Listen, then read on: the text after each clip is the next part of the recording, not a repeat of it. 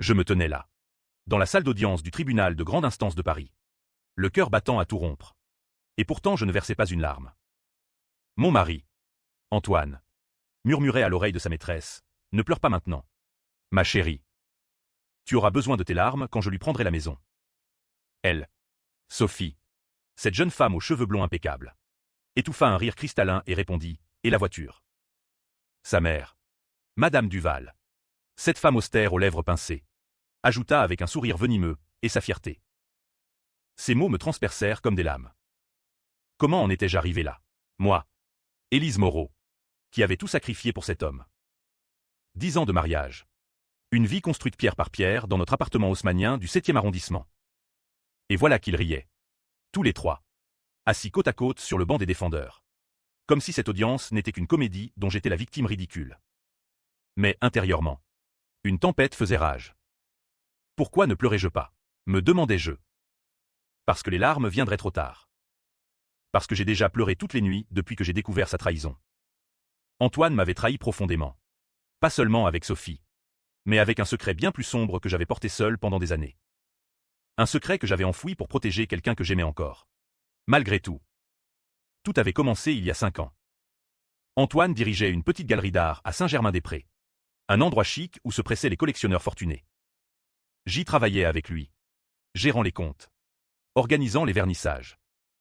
C'est là qu'il avait rencontré Sophie. Une stagiaire ambitieuse. Fraîchement sortie de l'école du Louvre. Au début, je n'avais rien vu. Ou plutôt, je n'avais pas voulu voir. Les regards prolongés. Les absences tardives sous prétexte d'inventaire. Les messages qu'il effaçait précipitamment. Un soir, rentrant plus tôt d'un dîner avec des amis, je les avais surpris dans le bureau de la galerie. Antoine, les mains sur elle, le visage rouge de désir. Il s'était retourné, paniqué, et avait balbutié, « Élise, ce n'est pas ce que tu crois. » Mais si, c'était exactement ça. Sophie avait fui, ajustant sa jupe, un sourire narquois aux lèvres. Au lieu de hurler, de le gifler, j'avais choisi le silence. Pourquoi? Parce que, quelques mois plus tôt, Antoine avait commis une erreur bien plus grave. Une erreur financière. Une fraude pour sauver la galerie au bord de la faillite. Il avait falsifié des factures, détourné des fonds d'un client important. Et moi, naïve, je l'avais couvert. J'avais signé des documents, pris la faute sur moi pour qu'il n'aille pas en prison. C'est pour nous, Élise. Pour notre avenir. M'avait-il dit, les yeux suppliants. J'avais géré le scandale seul. Payé les amendes avec nos économies. Porté le poids de la honte quand les rumeurs avaient circulé dans le milieu artistique parisien. Antoine m'avait juré fidélité éternelle. Tu es ma sauveuse. Et moi, je l'avais cru. J'avais enfoui ce secret. Comme on enterre un cadavre dans les catacombes de Paris. Espérant qu'il ne ressurgisse jamais. Mais la trahison avec Sophie avait tout fait remonter. Quand il avait demandé le divorce. 6 mois plus tôt. Prétextant une usure du couple. J'avais compris. Il voulait tout, la galerie. L'appartement. La liberté avec elle. Et sa mère. Cette veuve acariâtre qui avait toujours vu en moi une intruse. L'encourageait. Enfin, mon fils va vivre. Avait-elle dit au téléphone. Pensant que je n'écoutais pas. Dans la salle. Le juge. Un homme d'une 60aine d'années au visage impassible. Ajusta ses lunettes. L'avocat d'Antoine. Un requin en costume sur mesure. Présenta ses arguments. Régime de séparation de biens. Pas d'enfant. Donc partage minimal. J'aurais droit à une pension ridicule. Rien de plus. Antoine croisa mon regard et sourit. Triomphant. Intérieurement. Je bouillonnais. Tu crois que c'est fini? Que je vais m'effondrer? Non. J'avais préparé quelque chose. Des mois de recherche discrète. De nuits blanches à fouiller dans les comptes de la galerie. J'avais découvert que la fraude n'était pas terminée. Antoine continuait. Avec Sophie cette fois. Des ventes fictives. Des blanchiments subtils à travers des œuvres d'art. Mais je n'avais pas tout révélé. Pas encore. J'attendais le moment. Le juge demanda si j'avais des pièces à verser au dossier. Mon avocat. Une femme déterminée que j'avais choisie pour sa réputation impitoyable. Se leva et tendit une enveloppe scellée. Oui. Monsieur le juge. Des éléments nouveaux. Antoine fronça les sourcils. Sophie murmura quelque chose à son oreille. Sa mère ricana doucement. Le juge ouvrit l'enveloppe. Lut en silence. Puis, un sourire fugace traversa son visage. Il leva les yeux. Et là, dans ce silence pesant, il prononça un mot qui fit tout basculer. Le mot tomba comme un verdict. Sec et implacable. Le juge le prononça avec une pointe d'ironie, en refermant l'enveloppe. Antoine blêmit instantanément. Sophie porta la main à sa bouche, son rire s'étranglant. Madame Duval, pour la première fois, perdit son masque de supériorité. Moi, je restai immobile. Intérieurement, un océan de rage se calmait enfin. Enfin. Depuis des mois, je revivais cette trahison en boucle. Les nuits où Antoine rentrait tard, sentant le parfum bon marché de Sophie. Les mensonges éhontés, une réunion avec des investisseurs. Et moi, qui faisais semblant de croire. Parce que porter son secret me liait encore à lui. Pourquoi avais-je couvert sa première fraude? Parce que je l'aimais. Follement. Nous nous étions rencontrés à la Sorbonne. Lui étudiant en histoire de l'art. Moi en gestion culturelle. Il avait ce charisme. Cette passion pour les tableaux qui me faisait vibrer. Notre mariage, sous la pluie fine de mai, dans une petite église de Montmartre, avait été parfait. Ou du moins, je l'avais cru. Mais l'amour rend aveugle. Quand la galerie avait frôlé la faillite, à cause de ses investissements hasardeux, il avait paniqué. Si je vais en prison, tout est fini. M'avait-il supplié. J'avais signé les faux documents. Pris la responsabilité. Le client avait porté plainte contre moi seul. J'avais payé. Perdu des amis. Ma réputation. Antoine m'avait promis, jamais plus. Et pourtant, Sophie était arrivée. Avec son ambition dévorante. Elle n'était pas une simple stagiaire, elle visait plus haut. Elle avait séduit Antoine non seulement pour son corps, mais pour son réseau. Ensemble, ils avaient repris les anciennes pratiques. Des œuvres vendues 2 fois.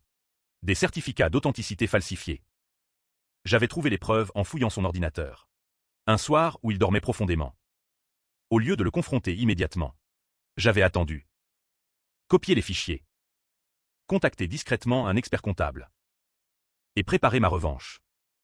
Pas une vengeance bruyante. Non. Une vengeance silencieuse. À la française, élégante.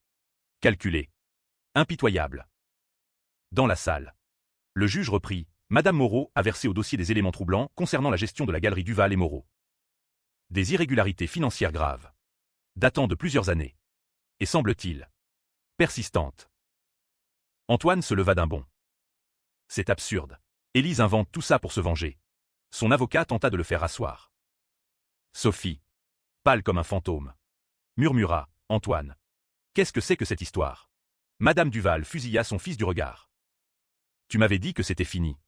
Cette bêtise. Le juge frappa du maillet. Silence. L'audience est suspendue. Une enquête préliminaire sera ouverte. Monsieur Duval. Vous et votre associé, il désigna Sophie d'un regard glacial, devrez vous expliquer devant les autorités compétentes. Le chaos s'installa. Antoine me lança un regard haineux. Tu m'as trahi. Semblait dire ses yeux. Mais intérieurement, je riais. Moi, c'est toi qui as commencé. Pourquoi avais-je attendu si longtemps? Parce que je voulais qu'il croie avoir gagné. Qu'il rie avec elle. Qu'il savoure sa victoire imaginaire. Et puis, frappé au moment où il se sentait intouchable. Mon avocat se pencha vers moi. Bien joué. Élise. Il ne s'y attendait pas. Mais ce n'était que le début. Le vrai twist. Le secret le plus enfoui. N'avait pas encore été révélé. Celui que j'avais gardé pour protéger. Qui, les mois suivants, furent un tourbillon. Antoine tenta de négocier. Il m'appela. Suppliant, Élise. Retire ta plainte. On peut s'arranger. Pour le bien de ce qu'on a eu. Je refusai. Intérieurement. La culpabilité me rongeait parfois. Ai-je été trop loin? Ai-je détruit plus que lui? Non. Il avait choisi Sophie. Cette femme qu'il avait poussée plus bas. Elle. Avec son sourire calculateur. Ses ambitions démesurées. Sophie. De son côté. Commença à douter. Je le savais. Car j'avais intercepté des messages. Elle écrivait à une amie, Antoine m'avait caché tout ça. S'il va en prison. Je perds tout. Madame Duval. Elle me haïssait ouvertement. Elle m'envoya une lettre venimeuse. Vous détruisez mon fils pour une jalousie mesquine. Mais la vérité était plus complexe. Le secret que j'avais porté n'était pas seulement la fraude initiale. C'était quelque chose de personnel, lié à la famille d'Antoine. Petit à petit, l'enquête avança. Les policiers perquirent la galerie. Trouvèrent les preuves que j'avais indiquées subtilement. Antoine perdit tout, sa réputation, ses clients. Sophie le quitta. Bien sûr. Elle n'était pas là pour les mauvais jours. Et moi, je me reconstruisis. Lentement. Dans un petit appartement à Belleville. Loin du luxe factice. Mais le vrai climax approchait. Lors de la seconde audience, quelque chose d'inattendu surgit. La seconde audience fut plus tendue encore. Antoine avait maigri. Les traits tirés. Sophie n'était plus à ses côtés. Elle avait disparu du paysage. Madame Duval, seule, le soutenait encore. Mais son regard trahissait la déception. Le juge annonça, de nouveaux éléments ont été versés. Madame Moreau, vous souhaitez ajouter quelque chose? Je me levai. Mon cœur cognait. C'est maintenant. Intérieurement, les doutes m'assaillaient. Suis-je une monstresse? Ai-je le droit de révéler ça? Oui. Monsieur le juge. Le secret que j'ai porté concerne non seulement les fraudes, mais une paternité.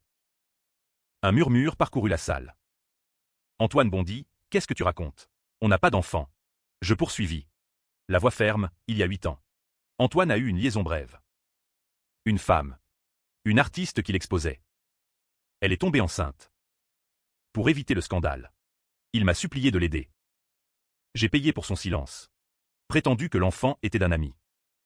Mais en réalité, j'ai élevé cet enfant secrètement. Avec des aides. Mensonge? Non. Twist. L'enfant n'existait pas. C'était un bluff magistral, basé sur des rumeurs anciennes qu'Antoine avait lui-même alimentées. Mais j'avais des preuves fabriquées avec soin, des virements, des témoignages arrangés. Madame Duval hurla, menteuse. Mon fils n'aurait jamais. Antoine, lui, pâlit. Il se souvenait vaguement de cette liaison. Le doute s'installa. Le juge ordonna des tests ADN sur une prétendue preuve. Mais le vrai coup venait d'ailleurs. Pendant ce temps, Sophie réapparut. Elle avait témoigné contre Antoine pour sauver sa peau. Il m'a forcé à participer aux fraudes. Dit-elle. Antoine s'effondra. Intérieurement, je jubilais et souffrais à la fois. Il m'a trahi si profondément. Mais ai-je devenu comme lui? La vengeance me consumait. Les nuits, je me demandais si le karma existait vraiment. Ou si j'étais devenu son instrument. L'enquête révéla plus. Antoine avait détourné non seulement pour la galerie, mais pour financer la vie luxueuse de Sophie. Il fut condamné à une peine avec sursis. Mais ruiné. Moi, je gagnai le divorce à mon avantage. L'appartement. Une compensation substantielle. Mais le twist final, Madame Duval, apprenant tout, fit une crise cardiaque. Pas mortelle, mais assez pour la faire réfléchir. Antoine vint me voir. Brisé. Élise, pardonne-moi. Je refusai. Trop tard. Pourtant, intérieurement, une vide se creusait. La vengeance avait un goût amer. Les mois après le verdict furent un vide abyssal.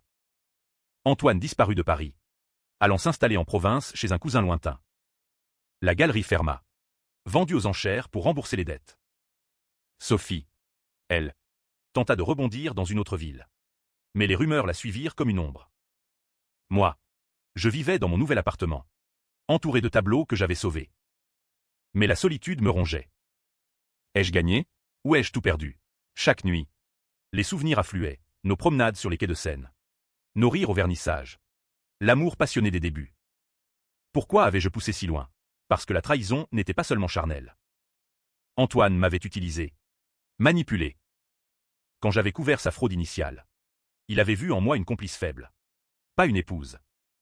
Madame Duval m'appela une fois. La voix tremblante, vous avez détruit ma famille. Êtes-vous satisfaite? Non. Je ne l'étais pas. Intérieurement, la culpabilité grandissait. J'ai menti sur cette paternité. J'ai fabriqué des preuves. Suis-je pire que lui? Un jour, Antoine réapparut. Amaigri. Les yeux cernés. Élise. J'ai tout perdu à cause de moi. Pas de toi. Sophie m'a manipulé autant que je t'ai trahi. Il avoua, Sophie était la vraie mouvance derrière les fraudes récentes. Elle l'avait poussé pour financer son propre projet. Twist, Sophie avait un passé. Une escroquerie antérieure. Antoine l'avait découverte trop tard. Il me supplia de l'aider à la dénoncer pleinement. Je refusai d'abord. Puis, la rage revint.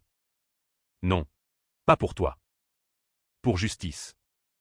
Mais intérieurement, je voyais clair, ma vengeance avait été juste. Mais elle m'avait changé. Sophie fut arrêtée. Condamnée. Antoine, seul, sombra dans la dépression. Et moi, je commençai à guérir. Lentement. La guérison ne vint pas d'un coup. Elle s'infiltra comme la lumière grise d'un matin parisien pluvieux. J'avais gagné matériellement. Mais l'âme en miettes.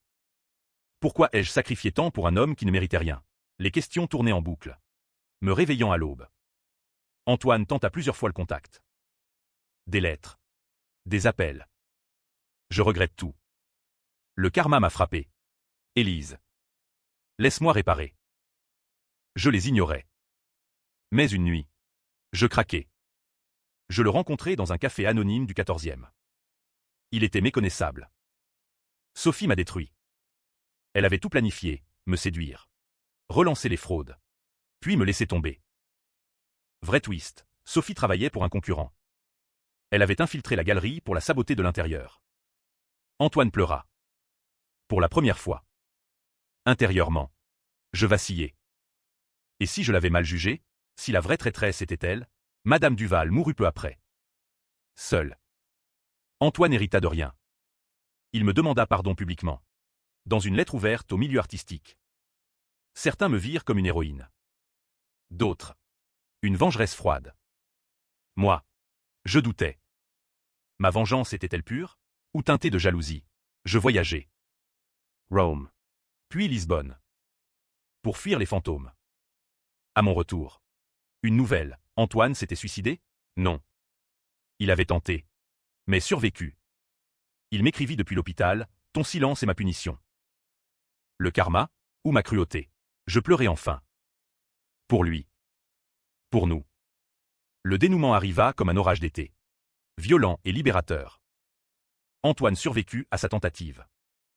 Il disparut ensuite. Changeant de nom. Vivant modestement en Bretagne. Sophie, condamnée à prison ferme, écrivit une lettre depuis sa cellule. Vous avez gagné. Élise. Mais à quel prix? Je ne répondis pas. Madame Duval emporta son amertume dans la tombe. Moi, je vendis l'appartement. Donnai une partie à des associations contre les fraudes artistiques. Et un jour, dans un vernissage anonyme, je rencontrai quelqu'un. Pas l'amour. Juste la paix. Intérieurement. Enfin calme. Le karma n'est pas vengeance. C'est équilibre. J'avais porté des secrets trop lourds. Les avais libérés. Fin ambiguë, ai-je pardonné? Non. Mais j'ai pardonné à moi-même. La vie continua. À Paris. Sous la tour Eiffel éternelle. Et parfois, je souriais. Pas de triomphe. De sérénité. Le rire d'Antoine. De Sophie. De sa mère. C'était tu à jamais. Le mien renaissait. Discret.